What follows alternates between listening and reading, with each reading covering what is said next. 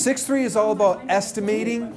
I'm going to try to give you like some tricks that work for estimating. It's hard to cover like all the different ways you can do it, so here are some different ways you can approach problems, and feel free to be creative in appropriate ways as well. So a couple strategies for estimating percents.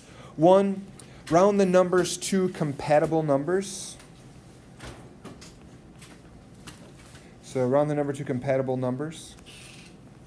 And by that, we're saying if you're saying 16 is what percent of 30, well, we looked at doing like the part divided by the whole. Remember doing that? The percent is going to be like the part divided by the whole. That's kind of in section 1. So the part, is that the 16 or the 30? Yeah, that's X. Well, we said the of goes with the whole, right? And the is goes with the part. So kind of 16 over 30.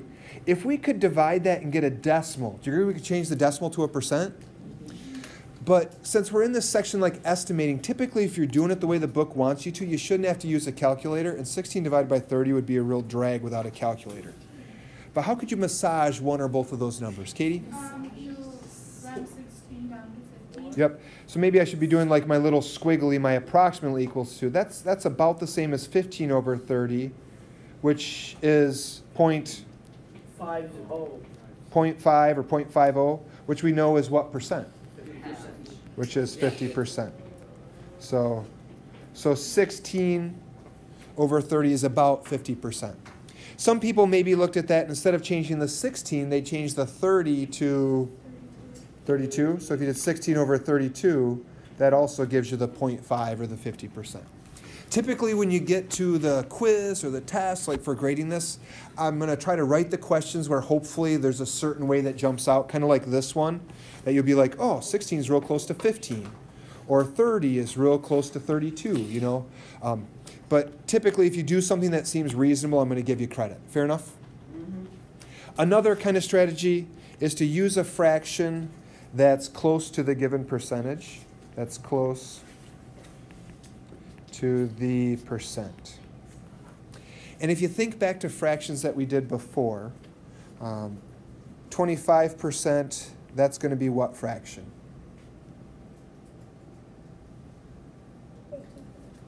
1 over 1/4. So if they're saying like, what's 27% of a number? And that's a number you could easily divide by 4, easily you could find 1/4 of.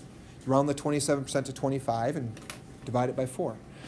If you have a 50%, that's real close to, well, that equals 1/2, right?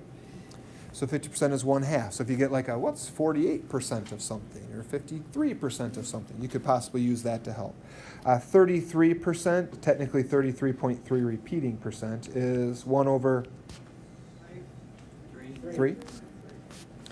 And if you have like a 20%, 100, yep, 100 could be broken into 25 times. So 20% is 1/5. And you can use some of these here to figure out other ones. Like if 20% is 1/5, 40% is going to be 2/5, or 60% is 3/5. So if 33% is 1/3, 67% is going to be 2/3. So you can use those to get other ones. But if we were to look at this example 2, estimate 24% of 81. Well, 24%, that's pretty much 25%, right? So I'm just going to round that to 25% of 81.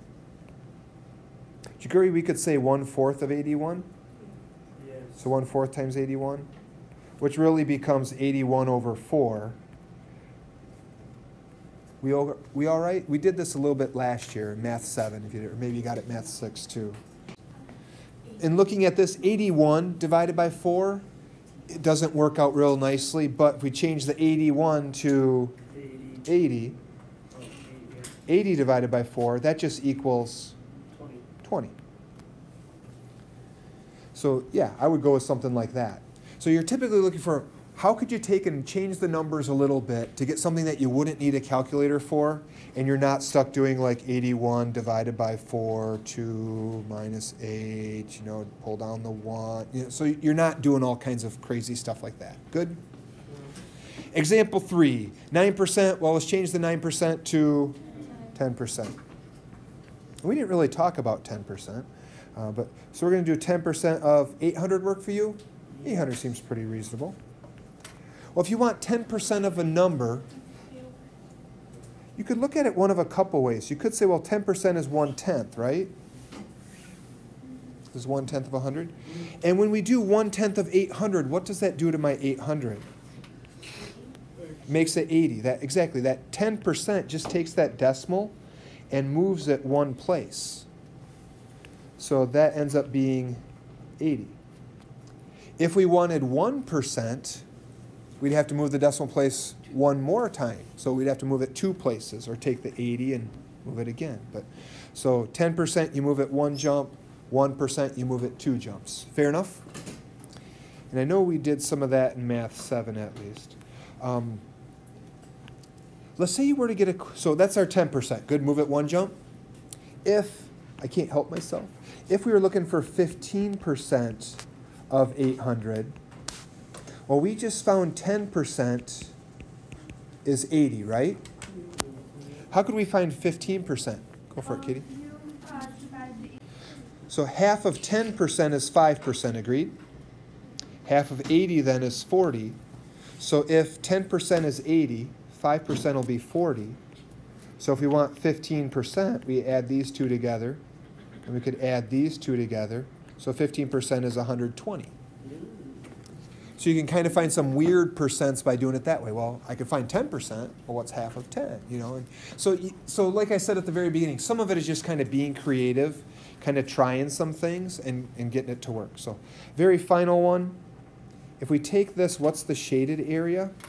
The book has some that are like circles. They kind of make them like targets, kind of like the bullseye things. And what percent is it? Those are largely, I think, just kind of looking at, kind of giving it the old college try. Oh, it looks like it's about, 1/3 or 1/2 or something. This one here, do you agree we could kind of break it up into a grid? And they're saying what's shaded? Well, if we do part divided by whole, that's the percent. The part that's shaded is 3. And I have 8 equal parts, so 3/8.